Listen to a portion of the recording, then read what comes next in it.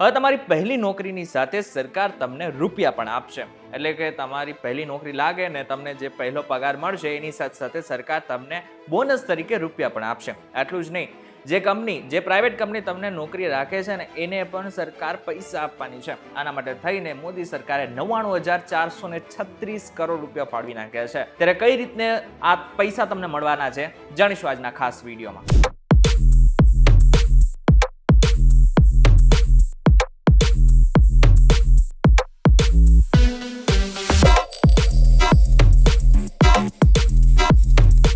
નમસ્કાર, welcome back folks VTV digital પર તમે જોઈ રહ્યા છો ડેલી ડોઝ અને હું છું આપનો દોસ્ત કરણ ચડોદા. મોદી સરકારની એક નવી સ્કીમ છે જેનું નામ છે ELI એટલે કે એમ્પ્લોયમેન્ટ લિંક્ડ ઇન્સેન્ટિવ. હવે આ યોજના દ્વારા મોદી સરકાર આગામી 2 વર્ષની અંદર 3.5 કરોડ યુવાનોને રોજગારી આપવા ઈચ્છે છે. હવે આને થોડું સરળ ભાષામાં સમજી લો. આમાં તમારો સીધો ફાયદો છે. જે તમારી પહેલી નોકરી લાગશે ને એની સાથે સાથે સરકાર તમને પહેલો પગાર અને આની સાથે જો આ પહેલો પગાર નહીં આપે તો જે ઇન્સેન્ટિવ છે એટલે કે જે મેક્સિમમ 15,000નું ઇન્સેન્ટિવ છે એ 2 હપ્તામાં તમને આપવામાં આવશે. હવે આના થોડું ઉદાહરણ સાથે સમજીએ. માની લો કે તમારી જે પહેલી સેલેરી છે એ 50,000 રૂપિયા છે, તો સરકાર તમને કેવી રીતના પૈસા આપશે? 6 મહિના બાદ એટલે કે તમે જેવું જોઈન કર્યું ને એના 6 મહિના બાદ તમને 7,500 રૂપિયા આપવામાં આવશે.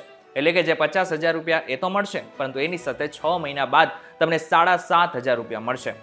હવે આની સાથે સાથે જો જે બીજો હપ્તો છે એ ક્યારે મળશે તો એ વર્ષના અંત સુધીમાં મળશે. એટલે કે 1 વર્ષ જેવું તમે કંપનીમાં પૂરું કરશો એટલે કે તરત જ જે 7,500 રૂપિયા બાકી હતા ને એ તમારા ખાતામાં જમા થઈ જશે. હવે આને થોડું બીજી રીતે સમજીએ તો માની લો કે તમારી જે સેલેરી છે એ વાર્ષિક 6 લાખ રૂપિયા છે, તો ELI સ્કીમ અંતર્ગત તમને 1 વર્ષની અંદર બીજા 15,000 રૂપિયા મળશે. એટલે કે 6 લાખ તમારી સેલરી પ્લસમાં 15,000 બીજા એટલે કે 6,15,000 રૂપિયા તમને મળશે. આટલું જ નહીં, આમાં ફાયદો સીધો પ્રાઇવેટ કંપનીઓને પણ છે. એટલે કે પ્રાઇવેટ કંપની જો તમને પહેલી વખત નોકરી રાખે છે તો એને પણ મહિને 3,000 રૂપિયા સુધીનું ઇન્સેન્ટિવ મળશે. પરંતુ મહત્વનું છે કે જે તે કંપની છે, જે તે પ્રાઇવેટ કંપની છે એનું જે રજિસ્ટ્રેશન છે એ ELI સ્કીમ અંતર્ગત હોવું જરૂરી છે. પહેલી નોકરી મેળવનાર કર્મચારીનું EPFO એટલે કે એમ્પ્લોઈઝ પ્રોવિડન્ટ ફંડ ઓર્ગેનાઇઝેશનમાં રજિસ્ટ્રેશન હોવું જરૂરી છે અને તેની સાથે તેની 1 મહિનાની સેલરી 1 લાખ રૂપિયા અથવા તો તેનાથી ઓછી હોવી જરૂરી છે. એટલે કે માની લો કે કોઈ XYZ કંપની છે જે પ્રાઇવેટ કંપની છે,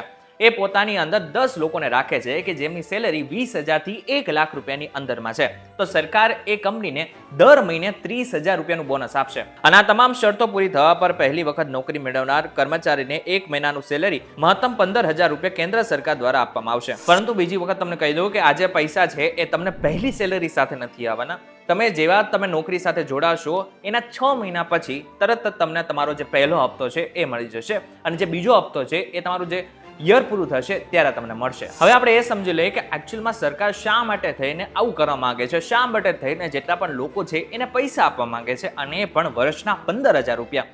તો એનું જે પાછળનું જે રીઝન છે ને એ ઘણું મહત્વનું છે. આ સ્કીમનો ઉદ્દેશ્ય લોકોને તેમના પૈસા મેનેજ કરવા માટે અને ફાઇનાન્શિયલ ડિસિઝન લેવા માટે માહિતી આપવાનો છે. આ કાર્યક્રમ લોકોને બજેટ બનાવવા, બચત કરવા, રોકાણ કરવા અને લોન મેનેજમેન્ટ જેવી બાબતો શીખવે છે. કેન્દ્ર સરકાર તરફથી મળનારા પૈસાનો કેટલોક હિસ્સો તમારા સેવિંગ એકાઉન્ટમાં જમા થશે, જેને પછી કર્મચારી ઉપાડી શકે છે. હવે જેટલી પણ પ્રાઇવેટ કંપની છે એટલે કે જે XYZ કંપની છે એ કોઈ એમ્પ્લોયને પહેલી વખત નોકરી ઉપર રાખે છે તો એને લઈને પણ કેટલાક નિયમો છે કે જે સમજવા પડશે. આમાં પહેલી શરત એ છે કે કંપનીમાં 50 થી ઓછા લોકો કામ કરે છે ત્યાં 2 કર્મચારી અને જ્યાં 50 થી વધુ કામ કરે છે તે કંપનીએ વધારાના 5 લોકોને નોકરી પર રાખવા પડશે. બીજી શરત એ છે કે કંપનીએ જે લોકોને નોકરી આપી છે તેમનું 6 મહિનાનું પ્રોવિડન્ટ ફંડ વગર કોઈ બ્રેક ના જમા કરાવવું જ પડશે. હવે જે કંપનીઓને ઇન્સેન્ટિવ મળવાનું છે એ પણ કેવા પ્રકારના કર્મચારીઓને પોતાની કંપનીમાં રાખે છે ને કેવો પગાર આપે છે એના ઉપર છે. ફોર એક્ઝામ્પલ, કોઈની સેલરી 10,000 સુધીની છે તો કંપનીને 1,000 રૂપિયા મળશે. કોઈની સેલરી 20,000 સુધીની છે તો કંપનીને 2,000 રૂપિયા મળશે મહિને. પરંતુ જો કંપની